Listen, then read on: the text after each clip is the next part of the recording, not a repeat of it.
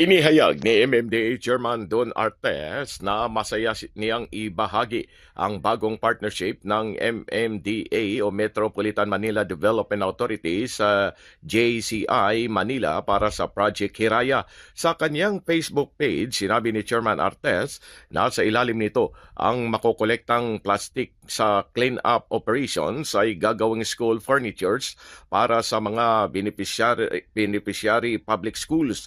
Naniniwala si Chairman Artes na sa pamamagitan ng kolektibong pagkilos at tamang waste management, kaya umano nating lumikha ng mas malinis na kapaligiran habang nagbibigay ng mas magandang pasilidad para sa mga mag-aaral na diwa rin ng bayanihan sa estero ang pagtutulungan.